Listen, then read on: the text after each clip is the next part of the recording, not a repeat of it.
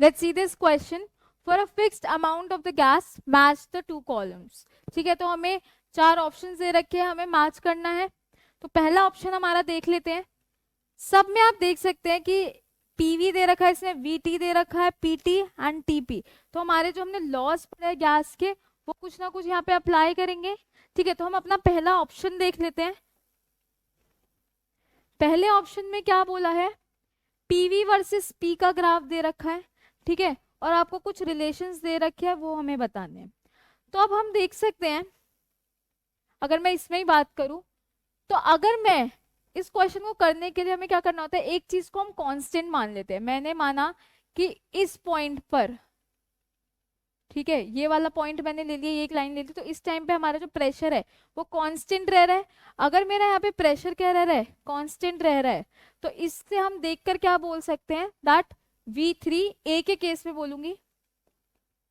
ठीक है, इधर क्या हुआ, हमने क्या ले लिया, प्रेशर को कांस्टेंट ले लिया है. ठीक है, हमने यहाँ पे P जो है हमारा पॉइंट, हम बोल देते हैं A पॉइंट पर मैंने इसे क्या ले लिया, कांस्टेंट ले लिया है. तो इस टाइम पर क्या होगा, हम देख सकते हैं V3 सबसे ज्यादा, then V2 and then V1. ठीक है, ग्राफ से हमें पता चला एट कांस्टेंट P. ठीक है, दिस इज एट कांस्टेंट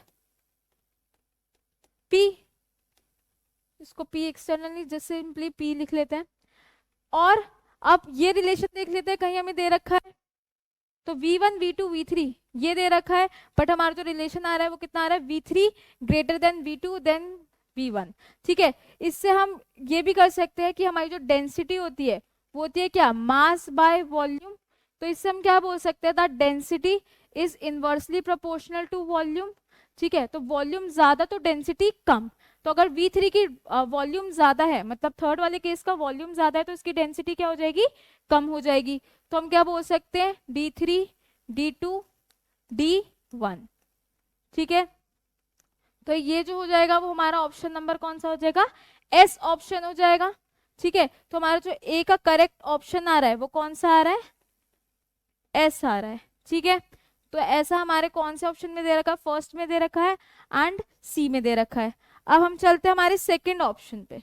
ठीक है, तो सेकंड ऑप्शन में हमें V वर्सेस T का ग्राफ दे रखा है, और V इज डायरेक्ट, बिकॉज हमारी स्ट्रेट लाइन जा रही है, तो हम क्या बोल सकते हैं, यहाँ पे V is directly proportional to T which is our Charles law. ठीक है, तो अब इसको करने के लिए भी हम क्या करेंगे, एक पॉइंट को कांस्टेंट मान लेंगे. ठीक है, तो इधर मैं क्या कर रही हूँ, एक ये पॉइंट ले रही हूँ B, इधर मैं क्या मान रही हूँ, टेम्परेचर को कांस्टेंट मान रही हूँ. तो यहाँ लिख लेते हैं एट कांस्टेंट टेम्परेचर, ये मेरा कौन सा वाला पार्ट है, बी वाला पार्ट है. तो एट कांस्टेंट टेम्परेचर हमारा V3 ज्यादा है किससे, V2 से एंड देन V1 से. ठीक है, तो हम बोल देंगे क्या, V3 greater than V2 greater than V1. ठीक है, अब इसमें हमारा इससे और क्या हम देख सकते हैं. ठीक है, तो हमें जो रिलेशन दे रखा है वो P3 P2 P1 के साथ भी दे रखा है. इससे हम देख लेते हैं, अगर V3 ग्रेटर है V2 से और ग्रेटर है V1 से, सो फ्रॉम बॉयल्स लॉ हम क्या बोल सकते हैं, फ्रॉम बॉयल्स लॉ हम क्या बोल सकते हैं, P is inversely proportional to V. ठीक है, और अगर वॉल्यूम थर्ड वाले का ज्यादा है तो उसका प्रेशर क्या हो जाएगा, कम हो जाएगा. ठीक है, तो ये हो जाएगा P3 P2 P1. तो एक ऑप्शन हमारा ये आ जाएगा. तो देख लेते हैं ऐसा कोई ऑप्शन हमें दे रखा है उसमें. तो यस, Q जो ऑप्शन है वो यही दे रखा है जिसमें प्रेशर ऑफ फर्स्ट वाले केस का ज्यादा है P2 से देन P3 से. ठीक है, इसके अलावा हम वॉल्यूम का भी रिलेशन इससे देख सकते हैं. तो अभी हमने देखा था D is inversely proportional to volume. ठीक है, तो जितना ज्यादा वॉल्यूम उतना क्या हो जाएगा, कम डेंसिटी हो जाएगी. तो इससे भी हमारा क्या आया, that D3 less than D2 less than D1. तो ये भी एक हमारा रिलेशन आ गया. तो अब देख लेते हैं ये भी हमारा कोई ऑप्शन है. तो ये कौन सा ऑप्शन हो गया हमारा, S. ठीक है, तो हमारा जो करेक्ट ऑप्शन आ रहा है वो आ रहा है Q option and S option. ठीक है, तो हमारे जो बी के ऑप्शंस आ रहे हैं वो क्या आ रहे हैं, क्यू एंड एस। ठीक है, थर्ड ऑप्शन हम देख लेते हैं। ठीक है, तो जो हमारा थर्ड ऑप्शन आ रहा है वो क्या आ रहा है हमारा, थर्ड हमें दे रखा है, सी वाला ऑप्शन देख लेते हैं। तो सी में क्या हुआ है हमारा, P directly proportional to T आ रहा है। इसमें भी हम क्या कर लेते हैं, एक वैल्यू को कांस्टेंट मान लेते हैं। तो जब एक वैल्यू को हम कांस्टेंट मानेंगे, मैं ये वाली मान लेती हूँ। ठीक है, तो इस टाइम पे जो है हमारा टेम्परेचर मैंने कांस्टेंट मान लिया है, लिख लेते हैं।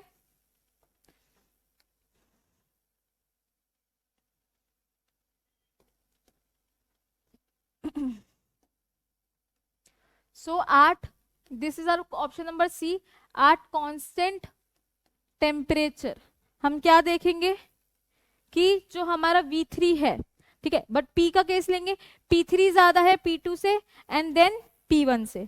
ठीक है, सो P3 ग्रेटर है P2 से एंड देन P1 से।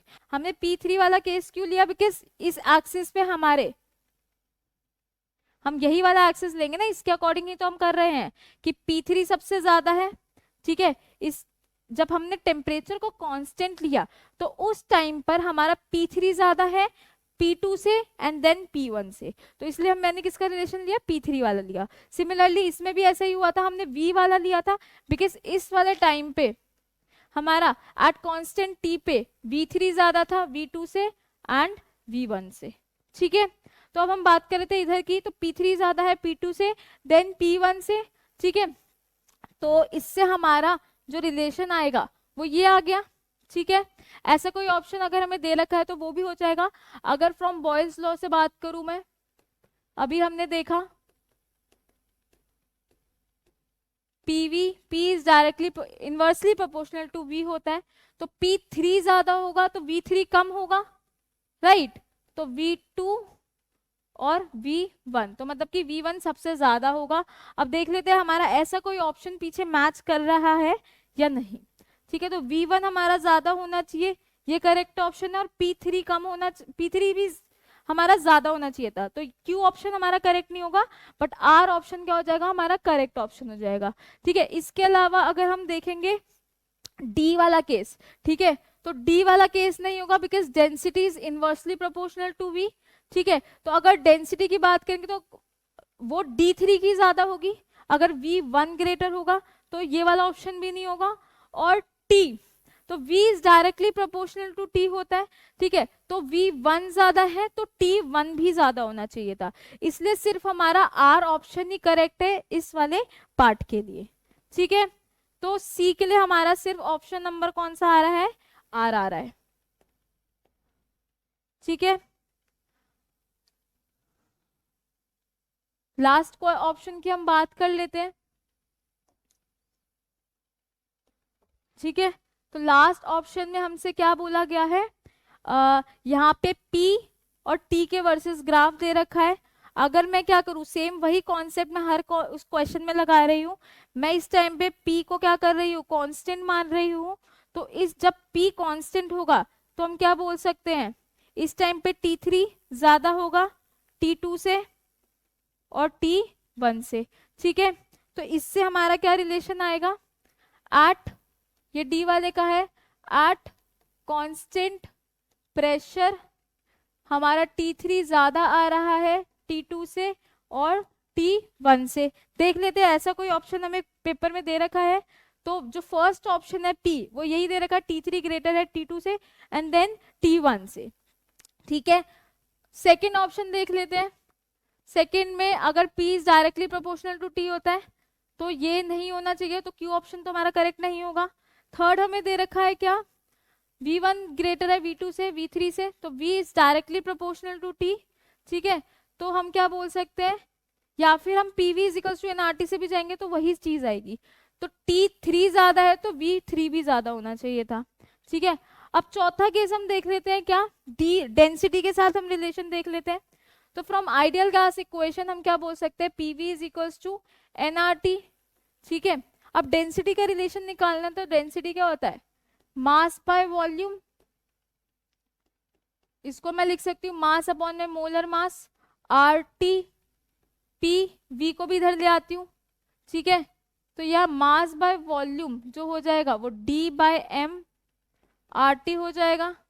ठीक है, तो इससे हम क्या निकाल देते हैं, P M by D R is equals to T. तो इससे हमें क्या पता चला था, T is inversely proportional to density. ठीक है, तो टेम्परेचर अगर हमारा 3 वाले का ज्यादा है तो डेंसिटी उसकी कम होगी। तो इससे हमारा क्या आ जाएगा, D3 less than D2 less than D1। तो ये भी हमारा क्या आ जाएगा, करेक्ट ऑप्शन आ जाएगा। तो देख लेते हैं, D1 हमारा ज्यादा है, वही हमें दे रखा है। तो इसका जो करेक्ट ऑप्शन हो जाएगा वो क्या हो जाएगा, P एंड S। ठीक है, तो जो D का करेक्ट ऑप्शन आया हमारा क्या आया, P और S। ठीक है, तो देख लेते हैं ये कौन से ऑप्शन से हमारा मैच कर रहा है। तो A का आ रहा है S, तो हमारा ये हो गया एंड ये हो गया। B का आ रहा था हमारा क्या, Q एंड S, तो वो हमारा आ रहा है ऑप्शन नंबर A वाले में। ठीक है, तो जो हमारा करेक्ट ऑप्शन हो जाएगा वो हो जाएगा ऑप्शन नंबर A। ओके।